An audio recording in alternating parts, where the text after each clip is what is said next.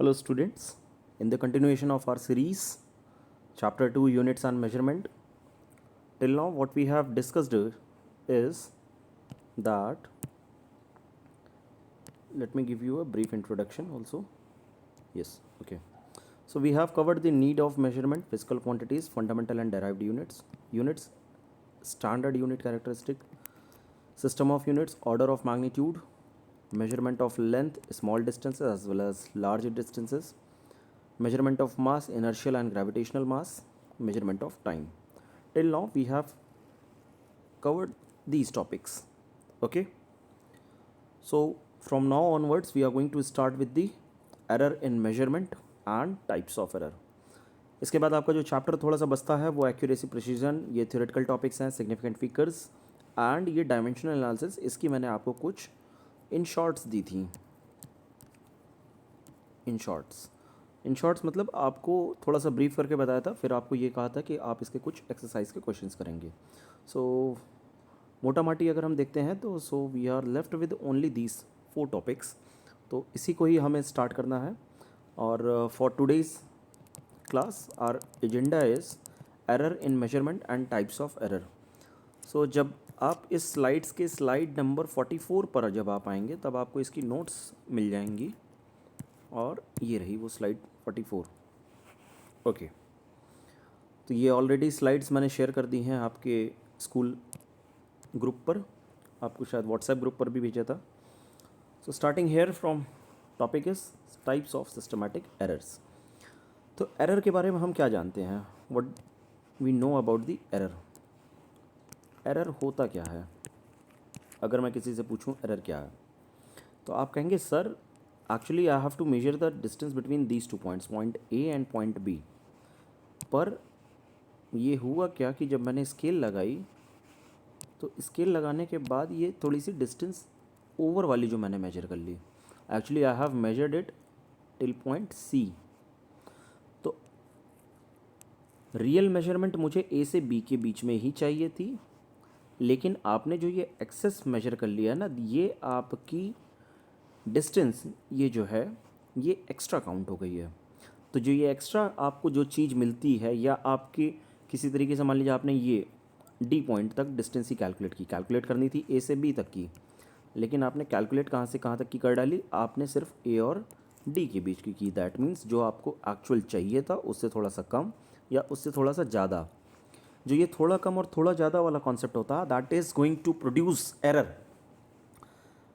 And agenda is कि आपको इसी एरर की कैलकुलेशन आपको करनी है. अच्छा, एक बात मैं यहाँ पे बहुत क्लियर कर देना चाहता हूँ कि ऐसा नहीं है कि आप फिजिक्स में केवल एरर देख रहे हैं, आपको एरर हर जगह मिलेगी.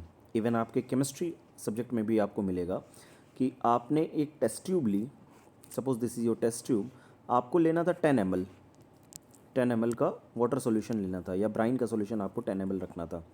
तो गलती से आपने थोड़ा ज़्यादा डाल दिया, दैट मीन्स आपकी जो रीडिंग अब आएगी वो 11 ml की आएगी. सारी की सारी कैलकुलेशन आपकी 11 ml से आएंगी, जबकि standard result was saying that कि आपकी जो रीडिंग होनी चाहिए थी वो 10 ml से होनी चाहिए थी.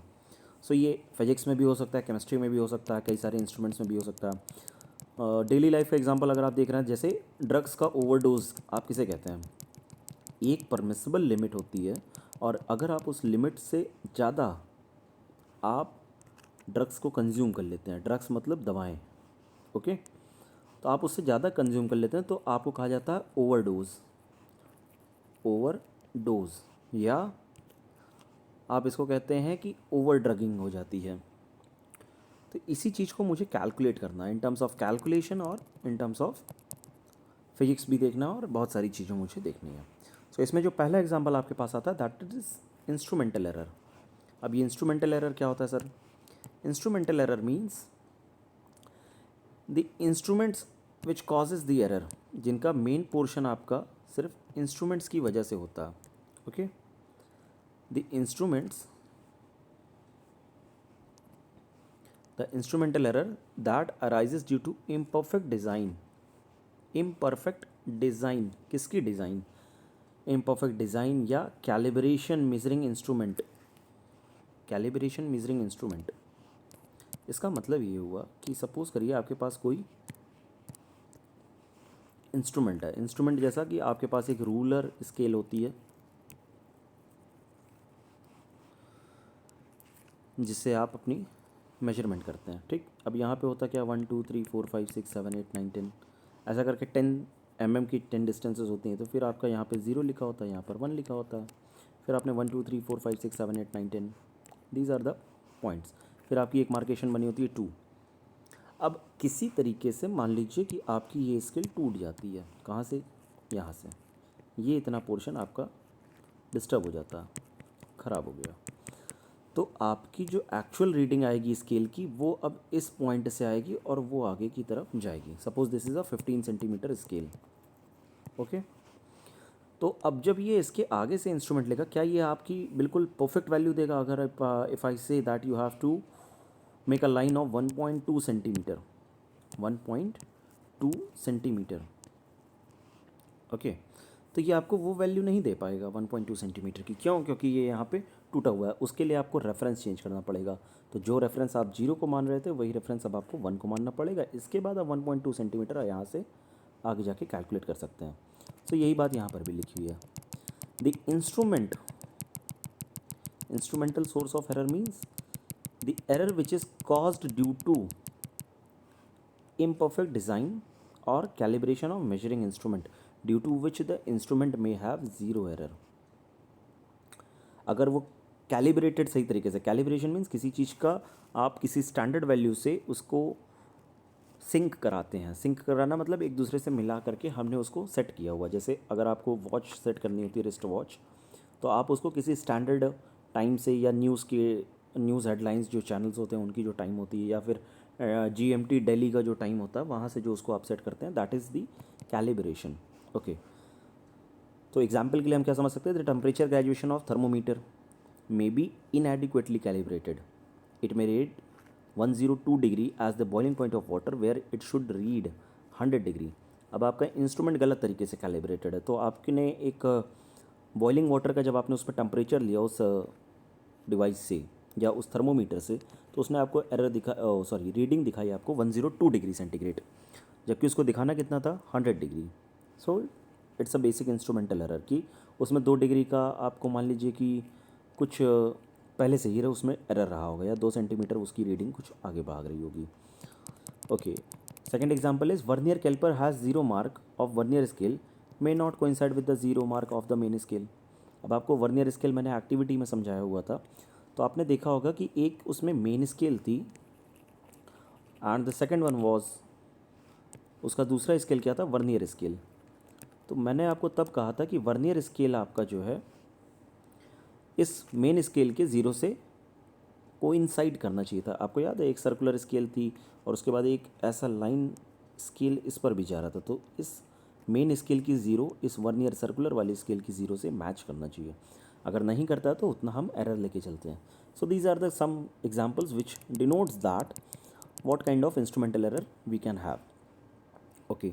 नेक्स्ट टाइप ऑफ एरर जहाँ पर आपको मिल सकता है वो है इम्परफेक्शन इन एक्सपेरिमेंटल टेक्निक और प्रोसीजर। अब इसका एक बढ़िया एग्जांपल आपको मैं बताता हूँ, क्लासिक एग्जांपल। देखिए, आपने ये किया भी होगा क्लास 10th में। आपके पास ये टेस्ट ट्यूब है या आपके पास मेजरिंग बीकर है, इसमें एक मार्केशन बनी होती है, ठीक। यहाँ पे लिखा होता है ml और ये 1 2 3 4 5 6, पेन ठीक चल नहीं रही आज, ओके। अब आपने अपनी आई को सेट किया, ठीक, ये रही आपकी आई। आपको 2 ml देखना है, तो 2 ml आप कैसा देख रहे हैं, ऐसा टेढ़ा सा। तो क्या आपको ये मिनिस्कस ऐसा दिखाई पड़ेगा 2 ml पर? नहीं, ये थोड़ा सा ज़्यादा दिखाई देगा। अगर आपने आई को यहाँ सेट किया, यहाँ से अगर आप 2 ml की रीडिंग ले रहे हैं सपोज़ करिए, तो आपकी जो लाइट है आँखों से वो यहाँ पर जा रही है, मतलब ये आपको थोड़ा सा टिल्टेड नज़र आएगा, ऐसा कुछ। जो इसका प्रॉपर फंक्शनिंग होगा, जो आपको टीचर ने बताया होगा क्लास 10th में, आप इसको बिल्कुल अपनी आई के सामने देखिए, ये ऐसा इन द फ्रंट ऑफ आई। जब आप इसको ऐसा देखेंगे तो जो ये लेवल मार्किंग दिखाएगा, ये आपको दिखाएगा कि हाँ सर ये 2 ml है। अगर आप ऊपर से देख रहे हैं, नीचे से देख रहे हैं, तो वो थोड़ा सा इम्पैक्ट आ जाता है। आपको मैंने एक चीज़ बताई थी, पैरालैक्स। पैरालैक्स क्या आता है कि आपकी ह्यूमन बॉडी ऐसी है कि इस आँख से और इस आँख से, suppose if you are seeing this object, now first time you have to close this eyes, और आपने इसको देखा तो इसकी पोजीशन कुछ इस तरफ दिखाई दे रही है। जब आपने इन आँख को बंद करके दूसरी आँख से इसको देखा तो इसकी पोजीशन थोड़ी सी शिफ्टेड दिखाई दी। तो एक्चुअल में इसकी पोजीशन जो है वो यहाँ सेंटर में है, लेकिन आपको एक एंगल पर थोड़ा सा डिफ्लेक्शन दिख रहा है। ये जो एंगल है that is the parallax angle. Okay, so imperfection in experimental technique. तो मैंने आपको ये बताया कि आपको यही चीज़ यहाँ से देखनी है। अगर आपका ऐसा नहीं हो पाता तो ये आपकी एक एरर की कॉज बनेगी, और एरर आपको इस बात से अंदाज़ा लगा लेना चाहिए कि आज के सिनेरियो में अगर आपके पास ये कोविशील्ड है वैक्सीन, अगर इसने एरर दिखाना शुरू कर दिया पेशेंट्स के ऊपर, suppose these are 10 patients and it is showing 10 different results to these all these patients, तो कितनी बड़ी ट्रेजेडी होगी इसका इमेजिन करना बहुत ही दर्दनाक होगा। अगर यहाँ इस कोविशील्ड में एरर आ गई, अगर हमसे कहा जा रहा है कि एस्ट्राजेनिका जो वैक्सीन है अमेरिका की वो -18 डिग्री सेल्सियस पे परफेक्टली काम करती है, that means it has to be maintained at -18 degree Celsius.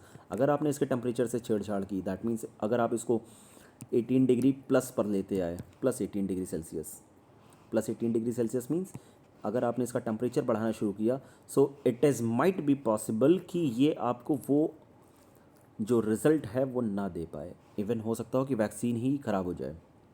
तो इसलिए हमें एरर को रिड्यूस करने की ज़रूरत होती है, फिर चाहे वो मशीन की वजह से आए, चाहे वो इंसान की वजह से आए, चाहे जिसकी भी वजह से आए। तो जैसे ये है imperfection in experimental technique. Suppose when we have to measure the temperature of a human body by a thermometer placed under the tongue, it will always give a temperature lower than the actual value of the body temperature due to some loss of heat.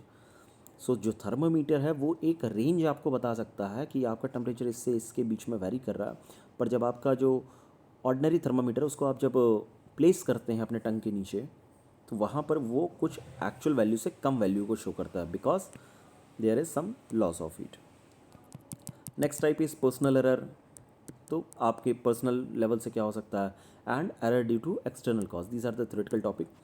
Now we are going to left with the only type of questions which can be asked, potential questions, that the calculation of error।